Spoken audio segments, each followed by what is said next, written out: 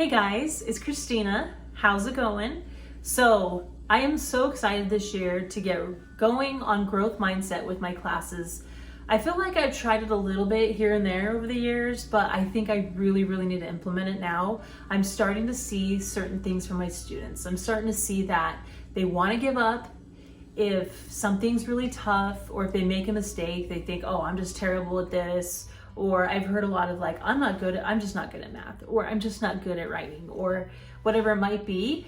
And I want to really push them to try to grow and improve, and how to learn from mistakes instead of just, giving up. So I have a really great book I want to share with you guys. And I also want to talk about some ways I'm going to implement growth mindset into my classroom. Okay, my school was so awesome, and they actually introduced me to this book and gave me a copy. It's called The Growth Mindset Coach. And I know there's another book too that kind of goes along with it.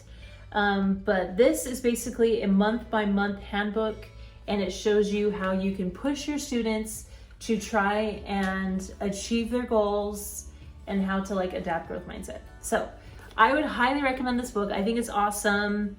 You can also listen to it on, why do I always forget the name of this? You can also get this book on Audible. I don't know why I always forget the name of that app, but Audible. It's such an awesome app. So, highly recommend this. Okay, so one thing I really want to do in my classroom is I want to dedicate a whole bulletin board to growth mindset. And I'm thinking about switching it out as we learn about different things.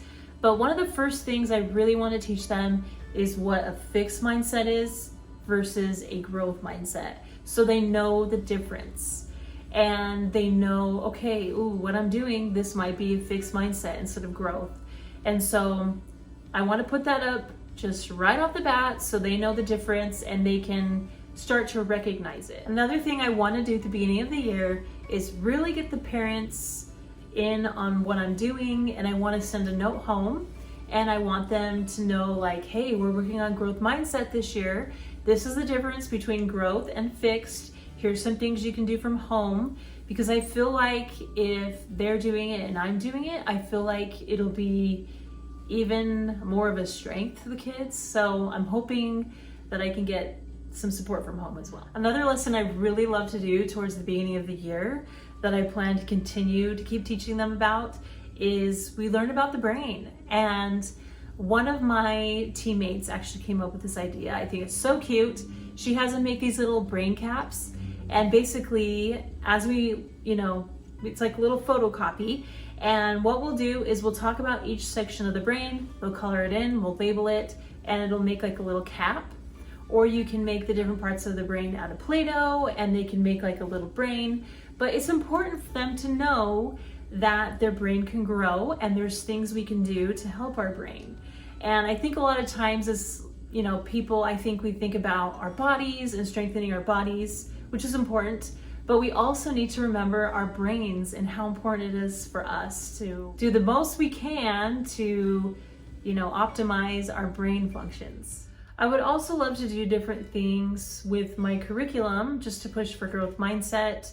So when I'm picking a read aloud, maybe I can pick something that has to do with growth mindset. Or maybe the music I'm choosing, I can choose something that talks about that, or overcoming something. Another thing that I did last year that I'd like to do a lot more this year is have a quote up for every month, an inspirational quote that has to do with growth mindset, or we have a different mantra every month. And I have this little board with the little white letters I got from a student. I just love it.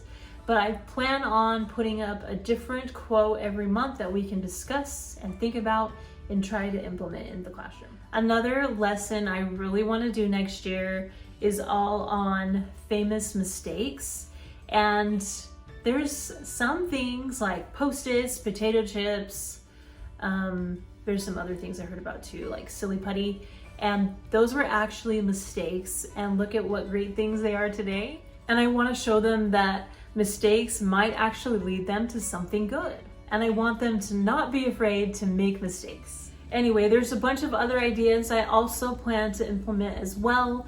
Some things I may just kind of work out over time and figure out what I want to do, not want to do. But I'm going to take it a step at a time and really try to put these things into my everyday routine. And I think it's going to be awesome. I'm really excited about it. And if you guys have any ideas of things you do or something you'd like to share, please comment down below. If you like this video, please give it a thumbs up. Please subscribe. And thank you so much for watching.